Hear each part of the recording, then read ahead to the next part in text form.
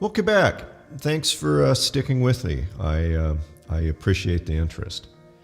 Now, one of the things one will face once one starts to step away from the herd and to embrace reality and to inform oneself about the nature of the unfolding ecological crisis that's before us. Once one starts to walk that path, the attitudes that one begins to face from one's peers can come as a bit of a shock. And it's worth discussing because there's a bit of a stumbling block here for many. I mean, one goes and makes a conscious effort to wrest oneself as courageously as one can from the grips of ancient prejudice and fantasy, from those childish worldviews that we've inherited towards a more adult understanding, away from the personal and the irrational towards the ethic of being objective. And what is the response that one receives typically from one's peers towards one's efforts? Inevitably, that response is simple hostility. One will face, upon accepting reality for what it is in this current crisis moment, as being negative, or one will be labeled as being defeatist, or very commonly one will simply be ignored as some kind of weird outsider zealot and will be subjected to over and over again this kind of smug, ubiquitous, condescending attitude of dismissal.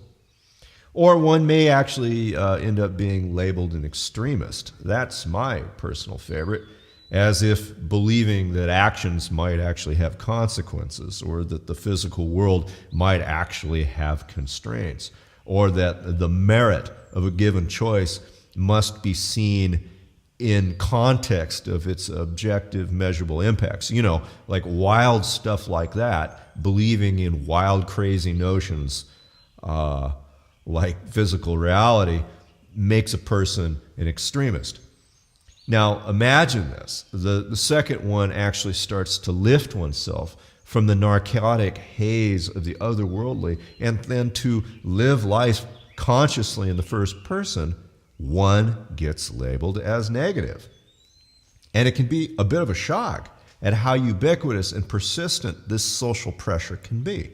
And it's important to guard one's emotional state and to not let this rejection by the masses get one's down or have it impact one's progress, but rather to use this new perspective as a means for personal growth and understanding, and to understand just how the denial lifestyle functions in larger society by really turning everything on its head, by, in essence, labeling black as white and white as black, and especially how it enables people to evade personal responsibility by basically most often accusing other people of doing or engaging in the bad behavior that they're currently personally engaged in themselves.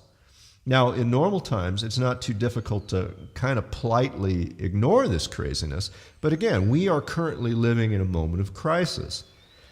And the conspicuous facts at hand that on a day-to-day basis become more present in our lives, these facts at hand make it much more difficult to evade engaging in adult conversations without treading, basically, on these taboo topics that make most people uncomfortable. One can question whether it's even constructive to bring up these issues in a social context, as most people are so embedded in their expectations that, again, they're hostile. They're not really willing to exercise any good faith in the conversation. And if they've got some manners, they may indulge you a little bit, but generally not any further than they need to justify the choices or the behavior or the attitudes or the privilege or the explanations that they prefer, regardless of the facts or evidence that now just surrounds us everywhere to be seen. So it's no surprise that when one looks at issues like climate change or at ecological concerns or even at the functioning of economic systems, that the conversation largely gets factionalized on religious lines. On first glance, it's incomprehensible as to why climate change or evolution or economics should be rejected by certain religious groups and accepted by others. After all, why should it matter? But on reflection, one understands that the real issue isn't about climate change or ecology or economics at all. What it is really about is objectivity.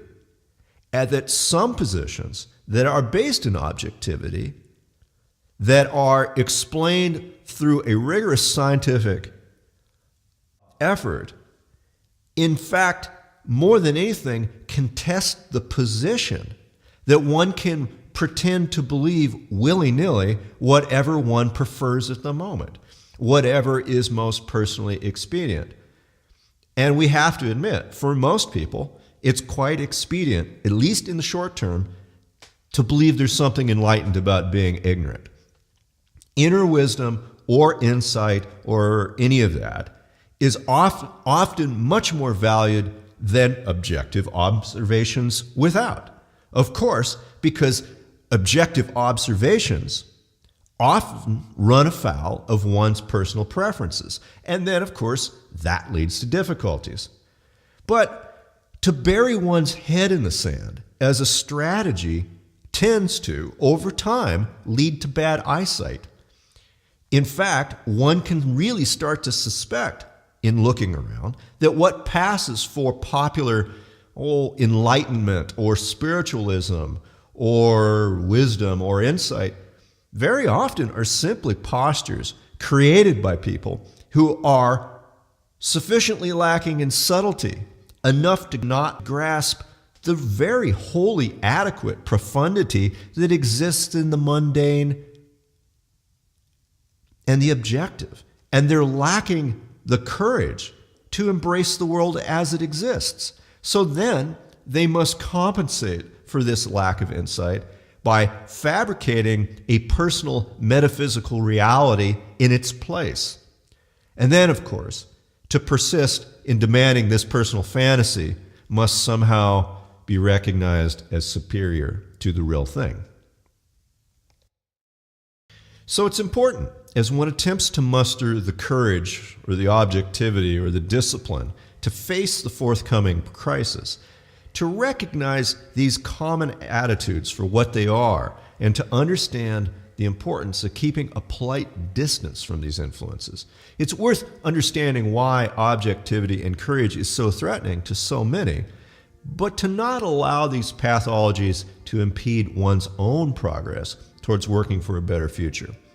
For myself, I don't think it's even worth attempting to counter the accusations of being a doomer or a pessimist or an extremist. In fact, I embrace those. My strategy personally has been to belie these labels by my actions and to live an objectively optimistic life full of joy and constructive effort in spite of the objective reality that's developing around us.